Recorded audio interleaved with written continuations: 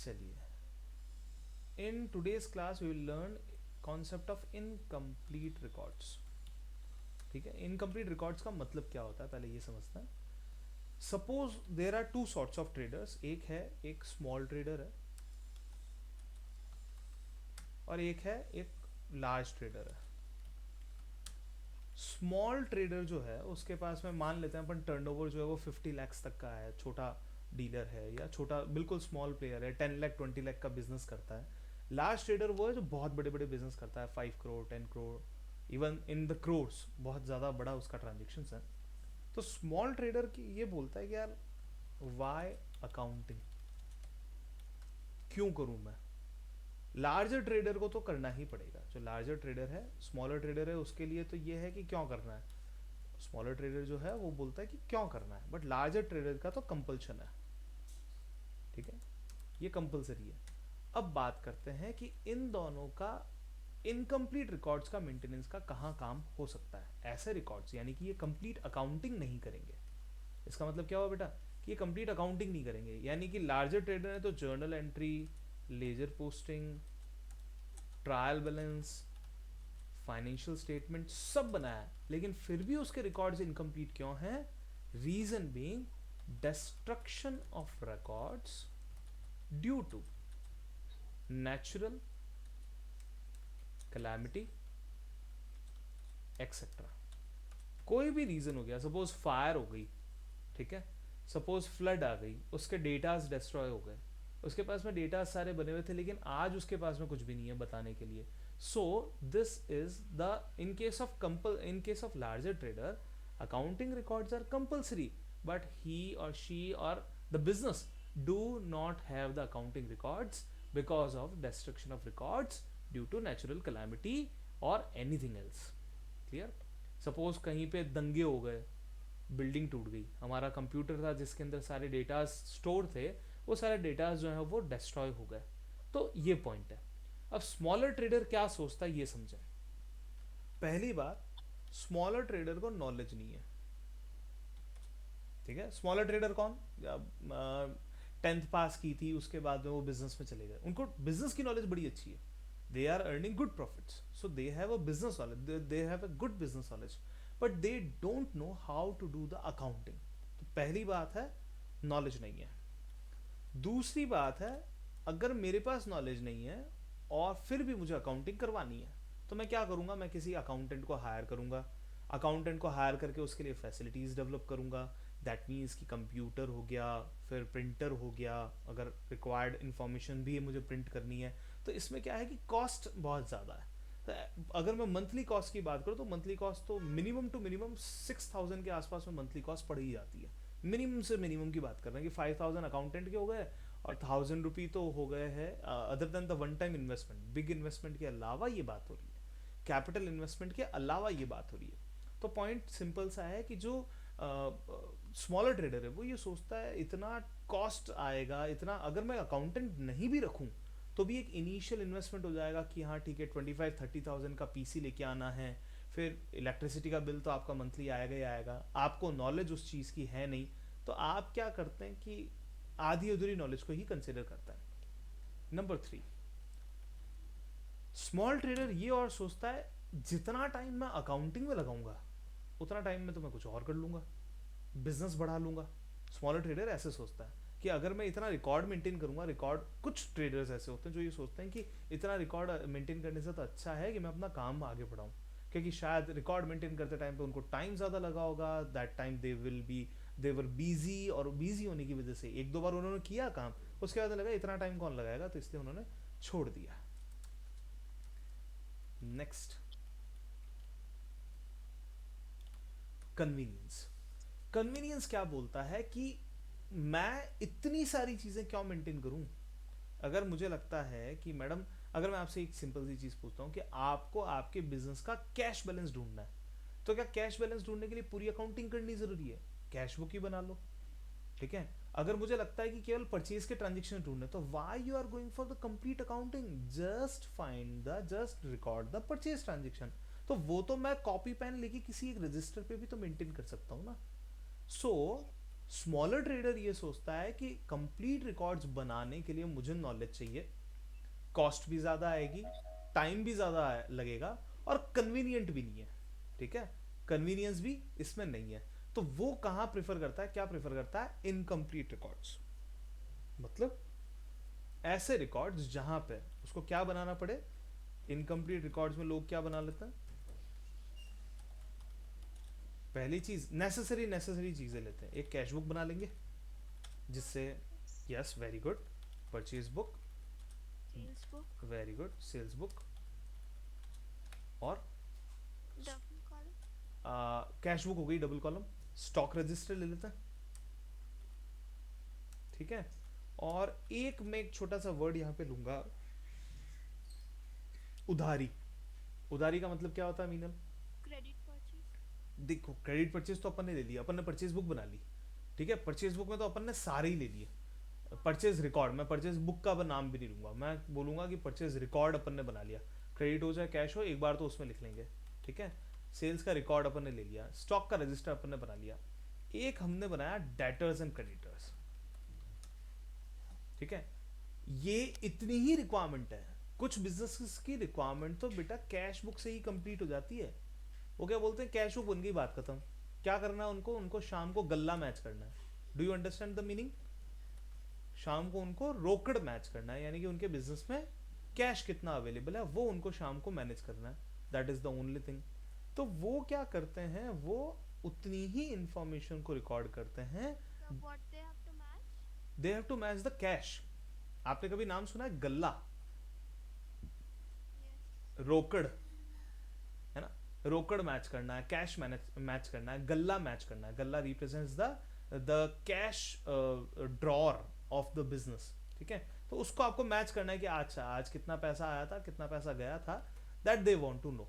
और उसके लिए वो एक छोटी सी डायरी भी मेंटेन करके रख सकते हैं कि हाँ ठीक है, छोटी सी डायरी में उन्होंने लिख लिया पैसे कहाँ से आए थे, किसको दिए थे, कहाँ गए थे, ये सारी चीजें वो मेंटेन करके चलते हैं। क्लियर, समझ में आया?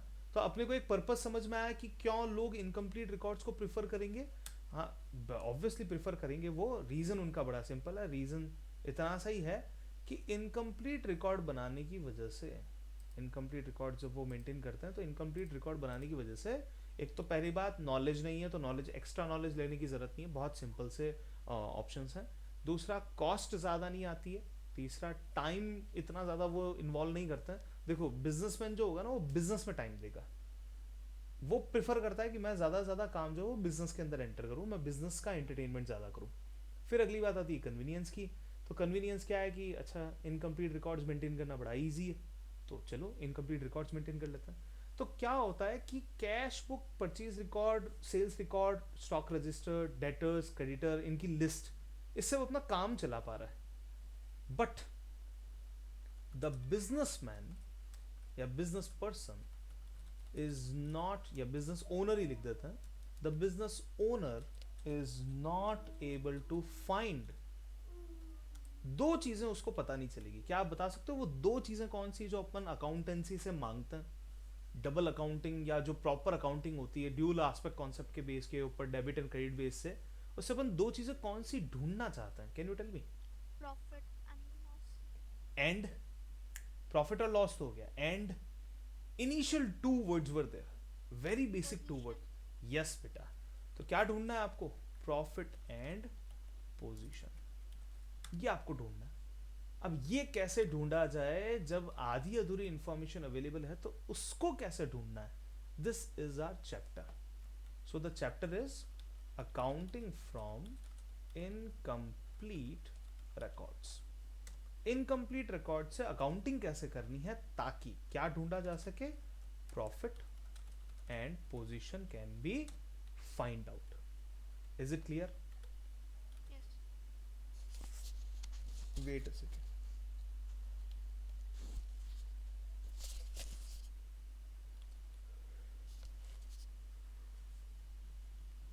चलिए। क्या आपको कैपिटल अकाउंट बनाना आता है? Yes, sir. कैपिटल अकाउंट बनाना आता है, हेल्प कर सकते हो मेरी? यस बेटा। Yes Meenal. Capital minus drawing मुझे अकाउंट बनाना सीखना है। account. या कैपिटल अकाउंट। क्या आपने कैपिटल अकाउंट बनाया है कभी? No. याद करो, शायद अपन ने फाइनेंशियल स्टेटमेंट के बिगिनिंग डेज में कैपिटल अकाउंट सीखा था। फाइनेंशियल स्टेटमेंट के जो बिल्कुल बिगिनिंग डेज थे, जब अपन ने फाइनेंशियल स्टेटमेंट शुरू किया था, then we tried for capital account. चलिए, लीव इट। हम बात करते हैं कि क्या कैपिटल अकाउंट हम अभी सीख सकते हैं सिंपल वे में। कैपिटल अकाउंट का बैलेंस कौन सा होता है, डेबिट या क्रेडिट, ये बता दीजिए। Debit. श्योर? क्या हमें वापस से गोल्डन रूल देखना पड़ेगा एक बार? Sorry. Credit. तो दैट मीन्स कि ये क्रेडिट साइडेड आइटम है, क्रेडिट में प्लस होंगे और डेबिट में माइनस होंगे। एग्री कर रहे हैं? Yes, sir.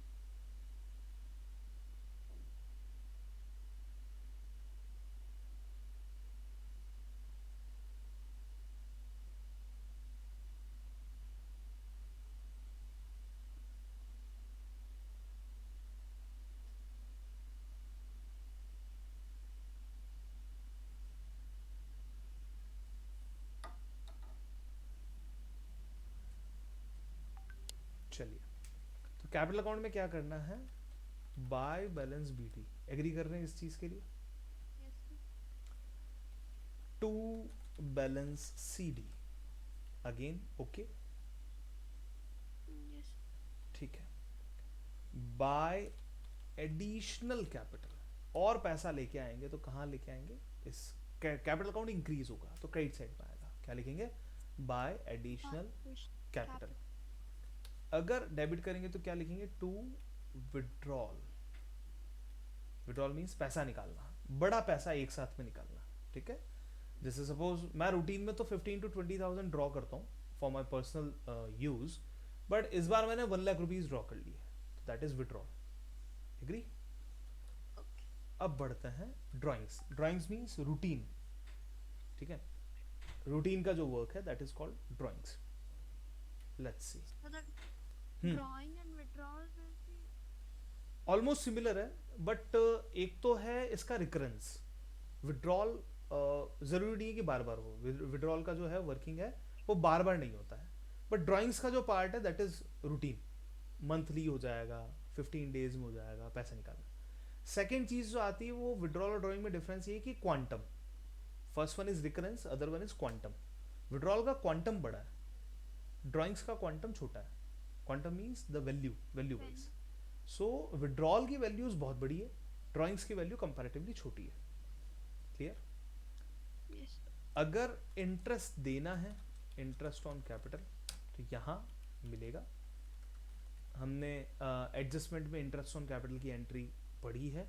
Interest on capital account debit to capital account, तो कैपिटल अकाउंट में क्रेडिट होगा, और जो डेबिट साइड है उसमें आ जाएगा इंटरेस्ट ऑन कैपिटल, यहाँ इंटरेस्ट ऑन ड्राइंग्स, यहाँ पे ड्राइंग्स पे इंटरेस्ट चार्ज किया जाएगा और कैपिटल पे इंटरेस्ट दिया जाएगा। डन? Yes. Let's see.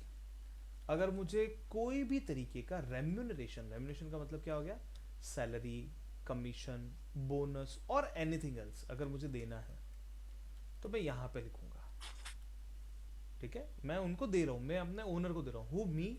मैं कौन हूँ यहाँ पे? I am the business. Yes, very good, nice. I am the business. Ultimately जो नेट प्रॉफिट बचेगा वो भी मैं किसको दूंगा, मेरे ओनर को।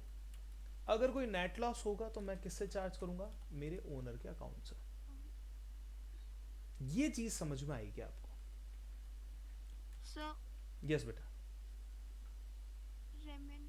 रेम्यूनरेशन का मतलब होता है सैलरी, कमीशन, बोनस, एक्स्ट्रा।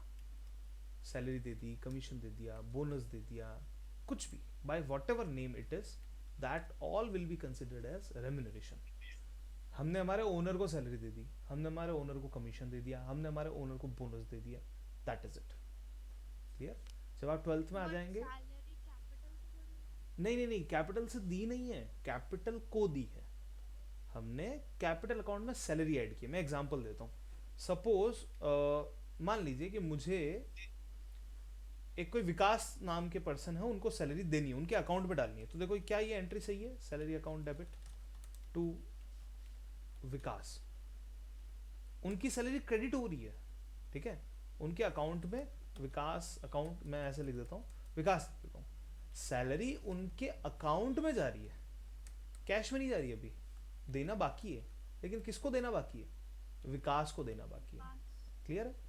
अब अगर मैं बोलता हूँ कि सैलरी मेरे ओनर को देनी बाकी है, तो मैं क्या करूंगा, सैलरी डेबिट टू विकास की जगह क्या कर दूंगा, owner, owner means capital, owner का मतलब क्या हो गया बेटा, कैपिटल। तो अब इस चीज को सोच के देखो कि कैपिटल अकाउंट में डेबिट होगा या क्रेडिट होगा, व्हाट सर? कैपिटल अकाउंट के अंदर ये चीज डेबिट में जाएगी या क्रेडिट में जाएगी, सैलरी। या देखो कैपिटल अकाउंट यहां क्या हो रहा है, इस एंट्री में कैपिटल अकाउंट डेबिट हो रहा है, क्रेडिट हो रहा है, क्रेडिट। तो बस कैपिटल अकाउंट के क्रेडिट साइड में हम क्या लिखेंगे, by salary, by salary, by remuneration, by bonus, इस तरीके से, क्लियर इट इज, यस बेटा,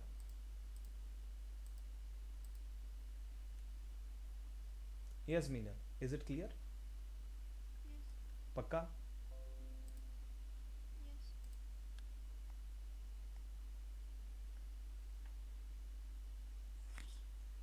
चलिए अब बढ़ते हैं आगे,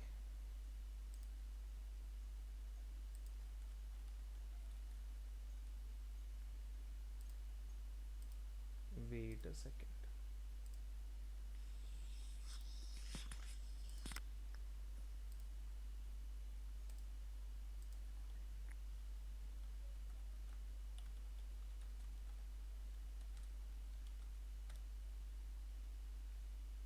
हाँ जी, तो अगर मैं आपको इस तरीके का क्वेश्चन देता हूं जिसमें मैं आपको बाकी सारी चीजें तो दे रहा हूं, ठीक है, बाकी सब कुछ मैं आपको यहाँ पे मेंशन कर रहा हूँ, क्लियर, ये सब कुछ दे रखा है, बट मैं आपसे पूछ क्या रहा हूँ, मैं आपसे पूछ रहा हूँ कि या तो नेट प्रॉफिट हुआ है तो वो बता दो, नेट लॉस हुआ है तो वो बता दो, that we will find through the balancing figure. Let's take an example, ठीक है, जितनी भी क्लासेस आपकी होंगी वो सब रिकॉर्डेड होंगी, तो आपको ज़्यादा से ज़्यादा फोकस ये करना है कि आपको समझना है, ठीक है, आप लिख सकते हो उन सारी चीज़ों को बाद में रिकॉर्डिंग को चेक करके, अगर आपको लगता है you are confident enough to write the things immediately, then it is also very clear that you can write the things in a perfect manner, ये बेटा, ओके, एग्जाम्पल लेते हैं, मुझे आप मुझे बताएंगे कि प्रॉफिट कितना है, opening capital, closing capital and drawings, opening capital 50,000, closing capital 1,25,000 and drawings is 3,000 per month।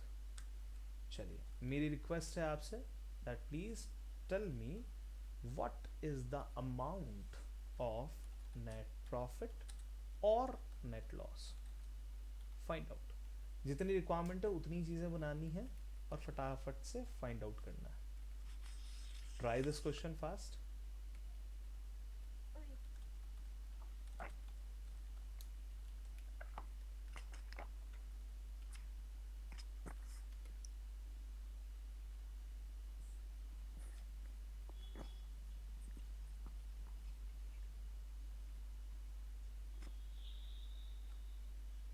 So closing capital will be balance CD, right? Yes, closing capital is balance CD,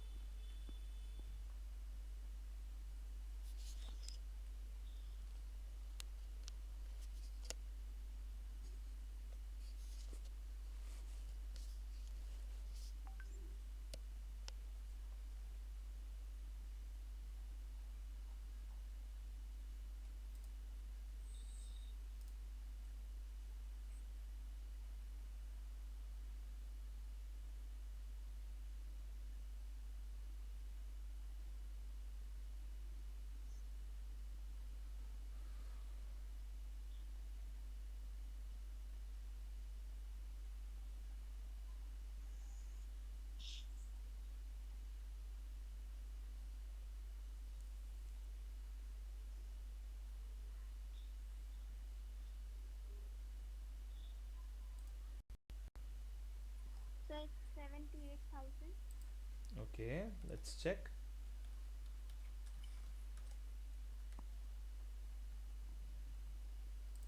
Here it is, the first thing, buy balance BD, to balance CD, two drawings, buy net profit. 50,000 was the opening capital. अच्छा, मेरा एक यहाँ पे मैं एक चीज़ बताता हूँ कि आप हमेशा बैलेंस सीडी के ऊपर एक लाइन गैप मेंटेन करें. हो सकता है कि डिफरेंस आ जाए, हो सकता है डिफरेंस ये नहीं वो वाला हो, लॉस हो, तो इसलिए एक लाइन हमेशा मेंटेन करनी चाहिए आपको फॉर द सेफ्टी. 125 यहाँ है, 3,000 a month, so it become 36,000. Now see the difference. 125 minus 50 is 70. 70 and 36, it become 106,000. This is my answer. It was 3,000 a month. Agree? 3,000 a month का मतलब क्या हो गया? 3,000 multiplied by 12. So it become 36,000. Clear? Yes or no, beta? Yes, sir. Sure now? Yes, sir. चलिए, let's take another example. इस बार बताइए. Here it is. Opening assets, opening liabilities, closing assets, closing liabilities, and drawings. Opening assets 60,000, opening liabilities 35,000, closing assets 1,25,000, closing liabilities 65,000, and drawings 35,000, 45,000. Clear? आपसे पूछा गया है again net profit और loss.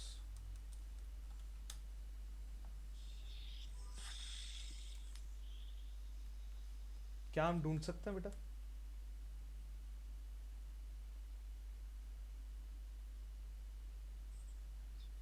क्या हम ढूंढ सकते हैं? देखो एक छोटा सा हिंट देता हूँ. अगर आपको अकाउंटिंग इक्वेशन याद हो, क्या आपको अकाउंटिंग इक्वेशन याद है? Yes, sir. क्या होती है accounting equation? Capital is equals to liability अरे plus asset. वापस सोचो. Asset plus liability. Asset plus liability is equals to capital. No, impossible. देखो मैं बताता हूँ. क्या ये जो दिख रहा है आपको ये करेक्ट है? Which one, sir? जो आप देख पा रहे हैं अभी, क्या वो करेक्ट है? Yes, sir. क्या ये asset is equals to liability plus capital, ये करेक्ट है? पहले वाला करेक्ट था, ये करेक्ट है? ये correct. ये करेक्ट है. तो कैपिटल का फॉर्मूला क्या बन जाएगा? Capital equals to assets Minus liability. liabilities. Assets minus liabilities. I think this is correct. Related to what? Related to accounting equation. सही है? Yes, sir. चलिए, अब बात करते हैं क्या आपको ओपनिंग कैपिटल मिल जाएगी? ओपनिंग कैपिटल इक्वल्स टू कैसे निकालेंगे? Opening assets minus opening liabilities,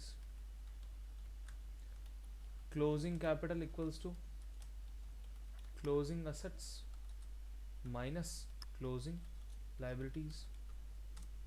clear? और उसके बाद में तो क्वेश्चन अपना इजी हो जाएगा. तो मुझे फटाफट से कैपिटल अकाउंट बना के बताओ और ये सारी चीज़ें कंप्लीट करके मुझे बताइए फटाफट से कि आपका फाइनली नेट प्रॉफिट और नेट लॉस कितना आता है.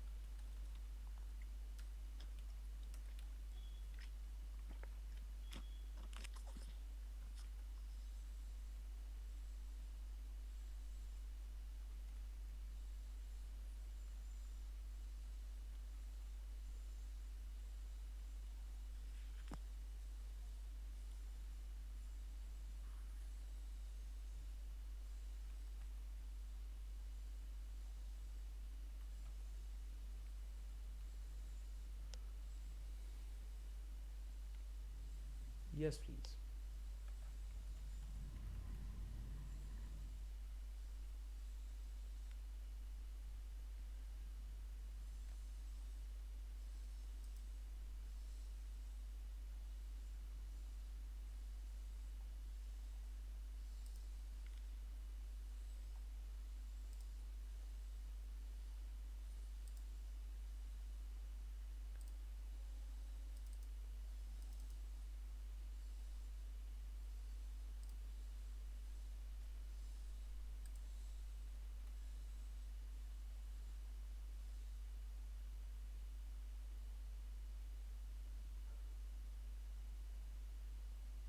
Sir, what is asset?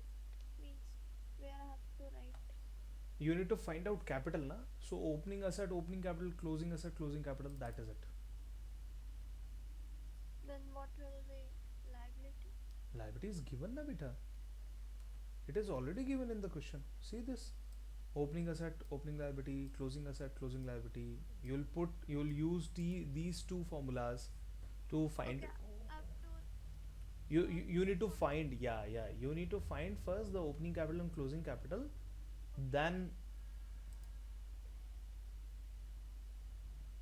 then the opening capital is Okay, 25,000. sure, let's see. Done. What about closing capital? Closing capital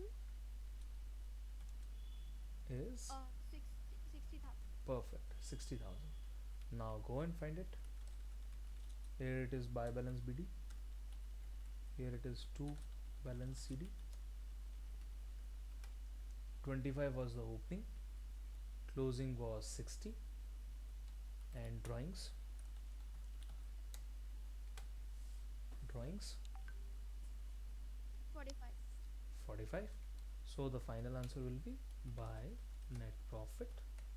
45 25 is 20, 20 60 80. Clear?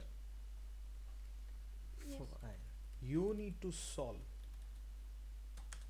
कौन कौन से क्वेश्चंस हैं मैं आपको बताता हूँ. You need to solve question 1 to 5. ठीक है. इस चैप्टर के 1 से लेके 5 तक के जो क्वेश्चंस हैं वो आप ट्राई करना. क्लियर? Okay. आप उन क्वेश्चंस को ट्राई कर सकते हैं. I share one more video to you.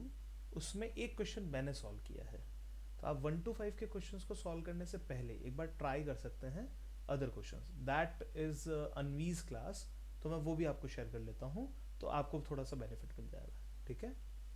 Okay. Yes बेटा. Thank you so much. We will done here only.